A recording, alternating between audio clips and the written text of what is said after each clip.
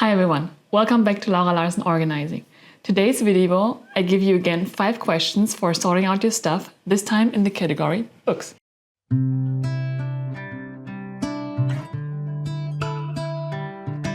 Books are a really difficult category. Many of us think that we are not even allowed to sort out books, including me. I always thought that it's everyone's lifetime achievement to collect as many books as you can and to keep every book that crosses your path, to keep it in an ever-growing library or bookshelf in your home.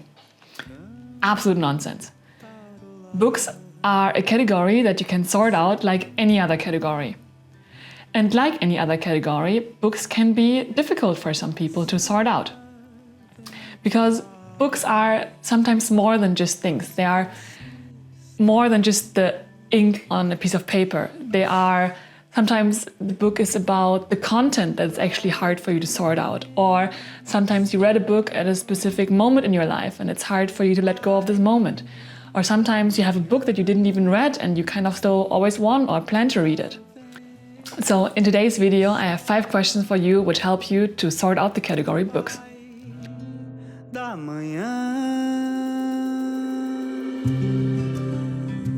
Question number 1, would you look at it again? This very first question is an absolute favorite of mine already. So, talking about you're holding a book in your hand and you're not sure if you want to keep it or not. Ask yourself, am I ever gonna read it again? And let's sort this here into 2 categories, the entertainment books and the non-fiction books. So in terms of the entertainment book, would you ever want to read it again? Would you ever gonna read it again or just read some passages again?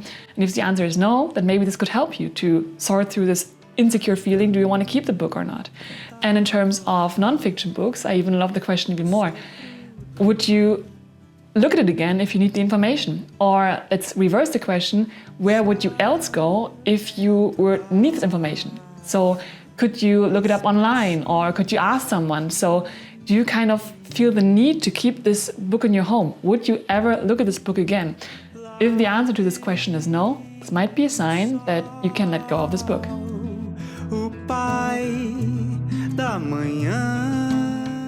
The second question. Is the potential future use of the book or the value that it has equal the space that it's going to take? And I love this question because it just goes one step further than just asking yourself if you want to keep the book or not. Because especially when you live in a small room, you need to consider each item that you keep is going to also take up some space. And is the value or the use that you're seeing in this book worth the space that this is going to occupy? Especially when you live in a really small room. But also, if you live in a huge palace and you have a giant library, ask yourself if this book is worth to take the space in your beloved library and also therefore in your life. Really ask yourself, does this book potentially just declutters me? Doesn't matter how big your space is.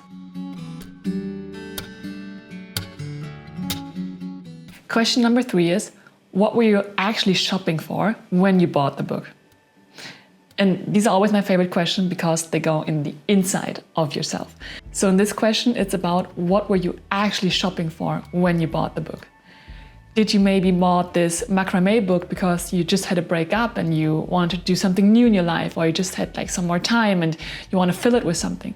Or did you bought this really old book by Goethe just because all your colleagues at work always talk about it and you want to feel included and join the conversation? So what were you actually trying to achieve with buying the book? And then also the next question, did you achieve it? Or an even more important question, do you still want to achieve that? And with that included, can the book achieve what you're actually looking for feeling less lonely or feeling included or finding a new spirit in your life? So what were you shopping for when you actually bought the book? And does this book still really resemble that value?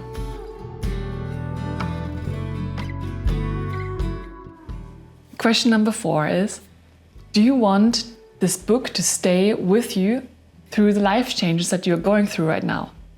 It's not a secret that books can be more than just a thing. Books can be a guide, a company for you. So as the yoga handbook is a guide for me to become a healthier person, also Frodo can be, for me, a guide to be a more courageous person or to be more inspiring.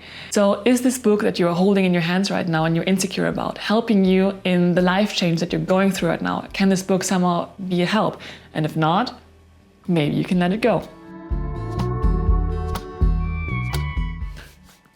And the last question, question number 5, is about our all-time favorite books of the ones we haven't read yet. And yes, we all are having these books on our bookshelf, and it's absolutely no shame. But this question number 5 is regarding those books, and the question is, are you excited to gonna read the book? Are you excited to take it out and read it? Quite simple question, but it's super effective, because I personally think there's just one time where we should read a book, and that is the time now. Not yesterday, not tomorrow, now. But sometimes it happens that you just collect books or you get books, like for example me. My husband gave me 3 books for Christmas, even though we just had a newborn. And in all the free time that I have no idea when I'm gonna read the books. But I'm super excited to read the books. I don't know when. Maybe when our son moved out. But I'm excited to read them. So ask yourself, when you come across these unread books in your bookshelves, is there a pressure you read them? Like someone gave it to you and you feel like you have to read it? Or is it like a socially thing that everyone should have read the book or whatever? Ask yourself if there's an outside pressure from someone, or even if you pressure yourself that you're gonna read it. And if the answer is yes, let me tell you, you don't have to do anything. You don't have to read it, just discard it.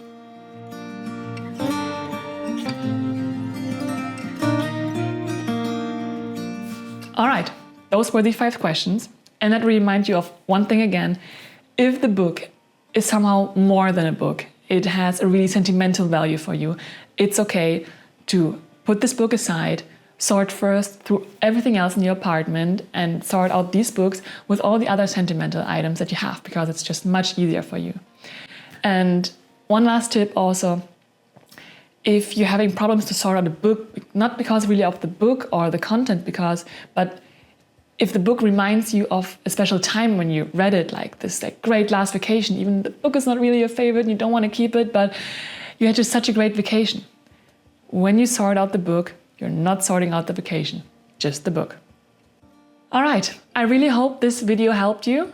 And if you like the video, feel free to give me a thumbs up or like it, or share it with someone where you also have the feeling this could help them, or leave me a comment there if you have more questions. And also feel free to subscribe to my channel. Every week I'm uploading a new video with more content to help you to organize your outside world and also to get more clarity in your inner world. And until then, happy organizing.